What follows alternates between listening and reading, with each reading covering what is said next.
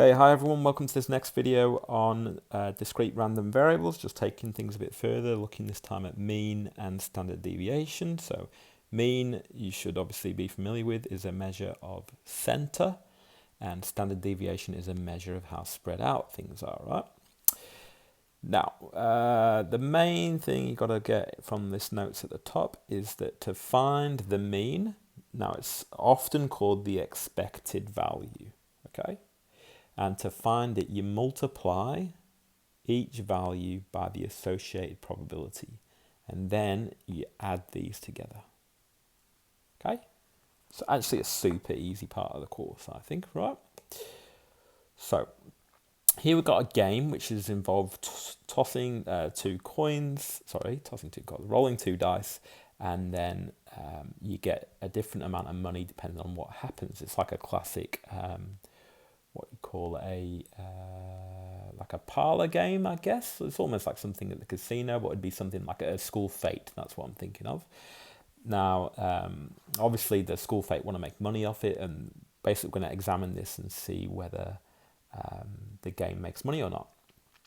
So the rules are very simple with these 3 dot points here, okay? And we'll talk about those later, but make sure you read them and understand them. Now, it says, what is the amount per player the player would expect to receive on average per game? So we want to find the expected payout. Okay. Now, normally they would scaffold the question a little bit more, but we're going to have to do that ourselves. So first thing we're going to do is we're going to introduce a discrete random variable. So we'll call it capital X. So let X be the sum of the scores on the faces of the die, right? So we'll do a little table. See if I can get my fancy thing to draw straight lines for me. Yes, right. So when we roll 2 dice, the smallest we could get is a 2, then a 3, and we go all the way up to 12.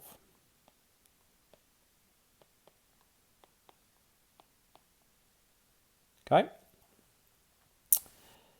Now again, make sure it's always good to make sure you understand what capital X is and what little x is. So remember, X is kind of the event of what's happening. So the event here is rolling 2 dice and looking at the score. That's what capital X is. And the little x is what are the different outcomes for that event. Okay, so in this case, the different outcomes are 2, 3, 4, all the way up to 12. Now, from the table, we can go, right, what's the chance of getting a 2? So these are the outcomes up here in this table here. So the chance of getting a 2 is there's only 1 2, right? So there is a 1 in 36 chance of getting a 2. Now for 3s, there's 2 3s. So there's a 2 in 36 chance. And there's 3 4s, 4 5s, 5 6s, 6 7s. 7s is the most likely. Okay, that's why they call it lucky 7. It's not lucky, it's just most likely. Now 8, there are 5 of those. It starts going down again, so there's symmetry involved here. And down to a 12, there's only 1 12, right? So that's all the chances of getting each of those scores. Now that's not actually the only thing we want to look at. We want to look at the amount they'd be expected to receive. So we introduce another new variable. So we let y be the dollar amount received. Okay, so this time we'll do a little y.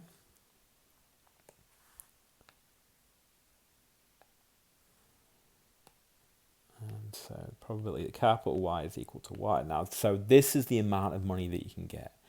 Now, notice you go up to the 3 dots now, okay? So back up to this thing here. So when you play this game, you could get nothing, right? Then it also says you could get $5 or you could get $8. That's the only possible outcomes from this game, right? Now let's read. So to get nothing would be this point here. Any other score than the player receives nothing. Well, we can't really do that yet because we'll do the other 2 dot points first, right? So less than 6, then the player receives $5. So look at my first table. Less than 6 is these scores here. So if I add those together, that's 4, 5, 6, 7, 8, 9, 10 out of 36. So there's a 10 in 36 chance. That's of getting $5. So 10 in 36. Now we'll go back up and see, right, how do you get $8? So if you score more than 9, then the player receives $8. So more than 9, so be careful. More than 9 is a 10, 11, or 12. If I add those together, that is 6 out of 36. Now anything else gets nothing, so a 6, 7, 8, or 9. So add those probabilities together, you get 20. Remember, always check if it adds to 1. Those 3 probabilities do add to 1. Okay, so that's it now. Now I want to find what's the expected payout. So we can just find the expected value of y. Now remember, the definition is you multiply each value by its associated probability. So first of all, we do nothing times 20 over 36. So that means there's a 20 over 36 chance of getting nothing, plus 5 lots of 10 over 36, plus 8 lots of 6 over 36. When you work all that out, you get $2.72. I have rounded it a little bit. Okay, that means every game you play, you'd expect to get $2.72 back. Now in part B, up here it says the cost for each roll of 2 dice is $3, right? So in that case, is the player likely to win, lose, or break even? So if you make $2.72 back and you bet $3, you obviously lose 28 cents each turn. So the player theoretically loses 28 cents each turn. Now remember, it's a random variable. It doesn't mean that every game you lose 28 cents. It's obviously not going to happen. That's just what would happen in the long run. So if you played the game for an extended period of time, you would average out at about that. And in fact, the laws of probability state that if you do play it, the longer and longer you play it, the closer it's going to get to losing 28 cents per turn. Okay.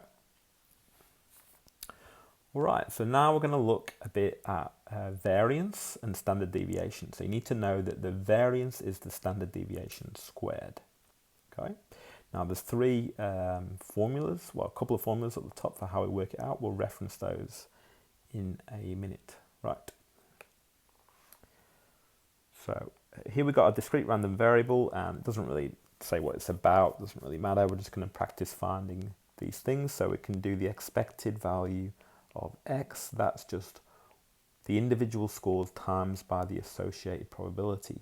So 1 times 0.1 plus 2 times 0.2 plus 3 times 0.4 plus 4 times 0.3.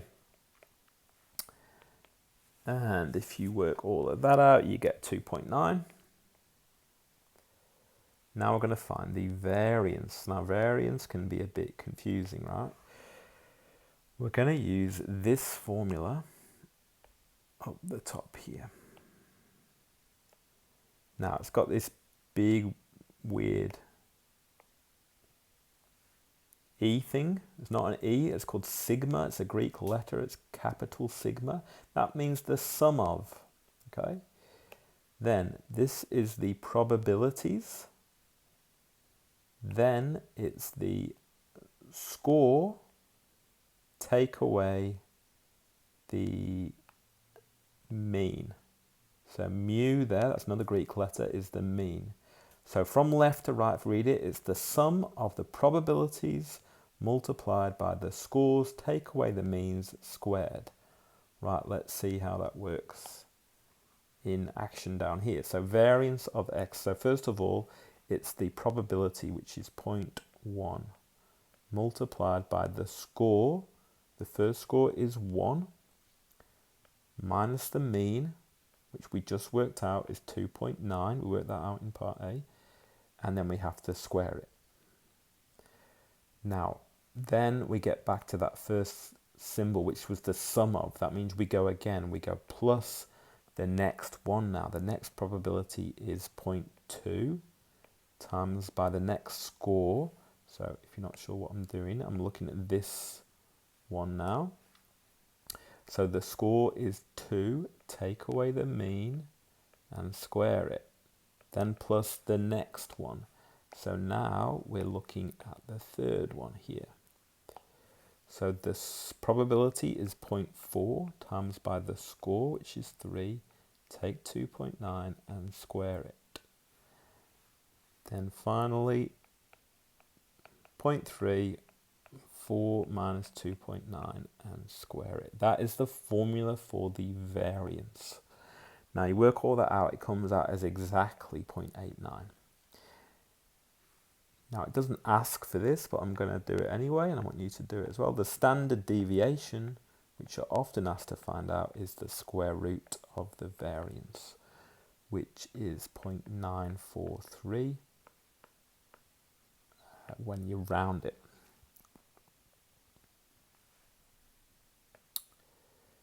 Now I'm going to show another alternative formula which is often used. It's not done a lot in the book, but you'll find in exams it's particularly useful, right? So it's e of x squared minus e of x all squared, right? So e of x squared means it's the expected value of, let's just erase this. It's the expected value of squaring these. So all you do is square those. So 1 squared is 1 times by 0.1 plus 2 squared times by 0.2 plus 3 squared times by 0.4 plus 4 squared times by 0.3. So that's the expected value of x squared. Then we take away, so now we're doing this part of the formula, we take away the expected value squared. Now the expected value we've worked out is 2.9, which we worked out before, and square that. If you do that, you will get 0.89. Okay? So in some instances, that is easier to work out than the other method I just showed you. Okay? Right. Now we look at part B. In part B, it talks about what happens if we do something to the values. So here we've got y is equal to 3x. That means we take all the scores and times them by 3. Okay?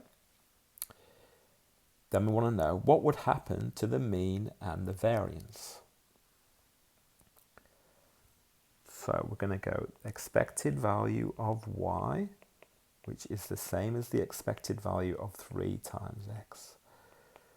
So this is just a bit of common sense, right? If the mean of the scores before was 2.9, and if you times every score by 3, you're making all the scores 3 times bigger, then you think, what's going to happen to the mean? So if every score is 3 times bigger, hopefully you can see that the mean must be 3 times bigger. Okay? And that's all you do. 3 times 2.9 is 8.7. Okay?